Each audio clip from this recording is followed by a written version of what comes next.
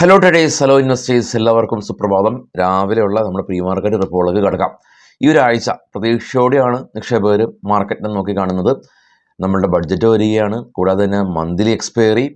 അപ്പോൾ ഈ വീക്ക് ഫുള്ളും നമുക്ക് എക്സ്പയറീസ് ഉണ്ട്. ഒരുപാട് നാൾക്ക് ശേഷമാണ് ബാങ്ക് എക്സും ഫിൻനിഫ്റ്റിയൊക്കെ വീണ്ടും കളത്തിലേക്ക് വരുന്നത്.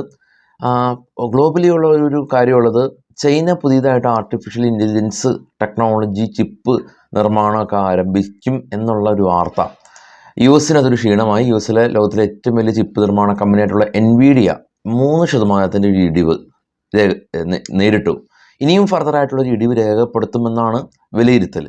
അതൊന്നാമത്തെ കാര്യം. കൂടെ തന്നെ ഈ ഒരു ആഴ്ചയാണ് യു എസിൽ നിന്ന് GDP ഡേറ്റയും PCP ഡേറ്റകളെല്ലാം തന്നെ വരുന്നത്. അതിനു മുമ്പേ തന്നെ ട്രംപ് കൊളംബിയക്കെതിരെ കുറച്ച് റെസ്ട്രിക്ഷൻസ്, താരിഫ് ഹൈക്കുകളെല്ലാം തന്നെ ഏർപ്പെടുത്തിയത് US ഫ്യൂച്ചർ, ഇപ്പോൾ ട്രേഡ് ചെയ്യുന്ന US ഫ്യൂച്ചർ നെഗറ്റീവിലേക്ക് പോവുകയും, കൂടാതെ തന്നെ വളരെ നല്ല രീതിയിൽ പെർഫോമൻസ് ചെയ്തുകൊണ്ടിരുന്ന ക്രിപ്റ്റോയും ഏകദേശം ഒരു $3000 ഒരു ഇടിവ് രേഖപ്പെടുത്തി. ഇന്ത്യൻ മാർക്കറ്റ് കഴിഞ്ഞ 3 ആഴ്ച തുടർച്ചയായിട്ട് നെഗറ്റീവ് റിട്ടേൺ രേഖപ്പെടുത്തി. അതും ഇൻഡെക്സ് ഹെവി വെയിറ്റ് സ്റ്റോക്കുകളായിട്ടുള്ള റിലയൻസും HDFC ബാങ്കും എല്ലാം തന്നെ മുൻനിര കമ്പനീസാണ് ഈ ഒരു ഇടിവിന് ആക്കം കൂട്ടിയിട്ടുള്ളത് എന്നുള്ളത് ഒരു ഡിസ്റ്റർബിംഗ് ആയിട്ടുള്ളൊരു കാര്യമാണ്. അപ്പോൾ ബഡ്ജറ്റിൽ ഊന്നിയാണ് ഈ ഒരാഴ്ച ഉള്ളത്. വിക്സ് ഇപ്പോൾ നിൽക്കുന്നത് 16 അത് പതിയെ മുകളിലേക്ക് പോകാനുള്ള സാധ്യതകൾ ഏറെയാണ്.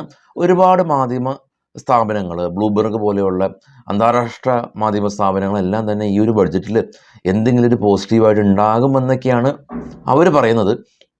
ഒരു കാര്യമുണ്ട്, ഓൾറെഡി തന്നെ ഓവർ സോൾഡ് ആയിട്ടുള്ളൊരു മാർക്കറ്റിൽ എന്തെങ്കിലും ഒരു പോസിറ്റീവ് കാര്യം ഉണ്ടാകുകയാണെങ്കിൽ അതൊരു ഷോർട്ട് കവറിങ്ങിന് ഇടയാകും. കാരണം ഇപ്പോൾ ഇൻഡെക്സുകളെല്ലാം തന്നെ, അല്ലെങ്കിൽ US ഫ്യൂച്ചർ അല്ലെങ്കിൽ മറ്റുള്ള ഇൻഡെക്സുകളെല്ലാം തന്നെ അതിൻ്റെ പുട്ട് കോൾ റേഷ്യോ എല്ലാം തന്നെ 0.5 ഒക്കെയാണ്. അൾട്രാ ബീറിഷായിട്ടാണ് നിൽക്കുന്നത്.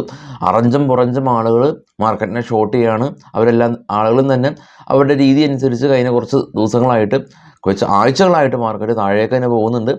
അപ്പോൾ എന്തെങ്കിലും ഒരു പോസിറ്റീവ് ട്രിഗർ ഉണ്ടാവുകയാണെങ്കിൽ അവരെല്ലാം തന്നെ ഭേദിച്ച് മാർക്കറ്റ് പോസിറ്റീവിലേക്ക് പോകും. പോസിറ്റീവ് ട്രിഗർ ഉണ്ടാകണമെന്നുള്ളതാണ് നമുക്ക് വേണ്ടത്. ഇപ്പോൾ ഉള്ള ഗ്ലോബൽ കാര്യങ്ങൾ നോക്കാം. ഏറ്റവും ടോപ്പിൽ ബിറ്റ്കോയിൻ $1800 ഇടിഞ്ഞു. ബ്രൻഡോയിൽ 77 ആയി. ഡോളർ $3.5 ഇടിഞ്ഞ് $2767 സ്റ്റിൽ ഹൈ ആണ്. India Vicks 16.74. ഡോ future negative. Nikki Japan market positive. Australia positive. Korea positive. China positive. യൂറോപ്പിൽ പിന്നെ താഴെ കാണുന്നത് കഴിഞ്ഞ വെള്ളിയാഴ്ചയിലെ FTSE മുതൽ താഴേക്കുള്ളത് കഴിഞ്ഞ വെള്ളിയാഴ്ചയിലെ യൂറോപ്യൻ US മാർക്കറ്റിൻ്റെ പ്രകടനമാണ്. മിക്സഡ് ആണ്. എന്നാൽ US മാർക്കറ്റ് ഇടിഞ്ഞത് കാണാൻ സാധിക്കും. നാസ്ഡാക്കും ഡോയും ഇടിഞ്ഞത് കാണാൻ സാധിക്കും.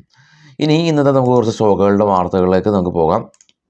ഏറ്റവും കുറഞ്ഞ രീതിയിൽ നമുക്ക് ട്രേഡൊക്കെ ചെയ്യാനായിട്ട് അപ്പ് സ്റ്റോക്ക് എന്ന് പറയുന്ന ഡിസ്കൗണ്ട് ബ്രോക്കർ ടാറ്റ ഗ്രൂപ്പാണ് അപ്പ് സ്റ്റോക്കിനെ ബാക്കപ്പ് ചെയ്യുന്നത്. അപ്പ് സ്റ്റോക്ക് ഫാർ ഓപ്റ്റിമായിട്ടുള്ള ഓപ്ഷൻസ് എല്ലാം അവൈലബിൾ ആണ്. മ്യൂച്വൽ ഫണ്ട് ഡയറക്റ്റ് ട്രേഡിംഗ്, അങ്ങനെ ഒരുപാട് ഫെസിലിറ്റീസ് ഉണ്ട്. അപ്പ് സ്റ്റോക്കിൻ്റെ അക്കൗണ്ട് ഓപ്പൺ ചെയ്യുന്ന ലിങ്ക് ഫസ്റ്റ് കമൻറ്റിൽ ഞാൻ പിൻ ചെയ്യാം. അക്കൗണ്ട് ഓപ്പൺ ചെയ്യാം. സ്റ്റോക്കുകളുടെ വാർത്തകൾക്ക് വരുമ്പോൾ IDFC first bank net profit 52% ഇടിഞ്ഞു. ICICI ബാങ്ക് നെറ്റ് പ്രോഫിറ്റ് 15% വർധനവ്. Yes bank net profit 62 crore രൂപയാണ്. സ്ട്രീറ്റ് എസ്റ്റിമേറ്റിനേക്കാളും യെസ് ബാങ്കിൻ്റെ പ്രോഫിറ്റ് വർധനവുണ്ടായി. GSW സ്റ്റീൽ 71% നെറ്റ് പ്രോഫിറ്റ് ഇടിഞ്ഞ് 719 കോടി രൂപ. ഇൻഡിഗോ നെറ്റ് പ്രോഫിറ്റ് 18% ഇടിവ് ഉണ്ടായിട്ടുണ്ട്. Godrej consumer product net profit 14% ഇടിവ്. Bank of India net profit 34% അപ്പായി. DCB ബാങ്ക് നെറ്റ് പ്രോഫിറ്റ് 19% അപ്പായിട്ടുണ്ട്. നെറ്റ് ഇൻട്രസ്റ്റ് ഇൻകം അപ്പായിട്ടുണ്ട്. AU സ്മോൾ ഫിനാൻസ് ബാങ്ക് ഇവരുടെ ലോൺ ഗൈഡൻസ് ഗ്രോത്ത് ഇവർ 20% കുറച്ചു. ലോൺ ഗൈഡൻസ് ഗ്രോത്താണ് 20% കുറച്ചിട്ടുള്ളത്. ക്രെഡിറ്റ് ആക്സിസ് ബാങ്ക് ഇവരും ലോൺ ഗ്രോത്ത് കുറച്ചിട്ടുണ്ട്. ബാങ്കുകളിൽ ഒരു സിവിയർ ആയിട്ടുള്ള ഒരു നെഗറ്റീവ് സെൻറ്റിമെൻറ്റ്സ് ഉണ്ട്. മുൻനിര ബാങ്കിങ് കമ്പനീസ് എല്ലാം തന്നെ ഇപ്പോൾ ട്രേഡ് ചെയ്യുന്നത് നിയർ ടു 52 വീക്ക് ലോയിലാണ്. NTPC green energy net profit 52% വർധനവ്. റവന്യൂ 4% വർദ്ധിച്ചു. NTPC നെറ്റ് പ്രോഫിറ്റ് 3% വർധനവ്. ഇനി Federal Finance Service net interest income 31% വർദ്ധിച്ചു. എന്നാൽ നെറ്റ് പ്രോഫിറ്റ് 71% ഇടിവ്.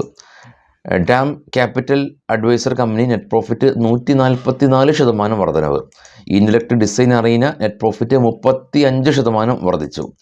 ഷർദ കോർപ്പ് കമ്പനി നെറ്റ് പ്രോഫിറ്റ് 31 കോടി രൂപ കരസ്ഥമാക്കി. അത് കഴിഞ്ഞ വർഷം 4 കോടി രൂപയായിരുന്നു, ഇത്തവണ 31 കോടി രൂപയിലേക്ക് പ്രോഫിറ്റ് ഉയർത്തി. Suven life science net ലോസാണ് company ഉള്ളത്, 13 കോടി രൂപ ലോസ്. കഴിഞ്ഞ തവണ 47 കോടി രൂപ ലോസ് ഉണ്ടായിരുന്നു, അപ്പോൾ ലോസ് കുറച്ചു. Supriya life science net profit 57% ഉയർന്നു.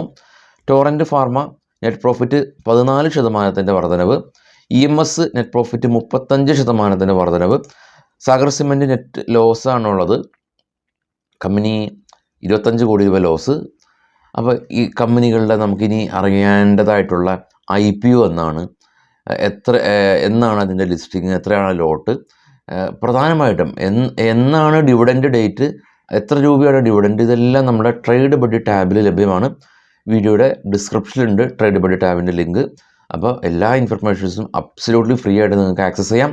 വൈകിട്ട് 7 മണിക്ക് പോസ്റ്റ് മാർക്കറ്റ് വീഡിയോ ആയിട്ട് എത്താം. നമ്മുടെ ചാനൽ നിങ്ങളെല്ലാ സുഹൃത്തുക്കൾക്കും ഷെയർ ചെയ്യാൻ മറക്കരുത്.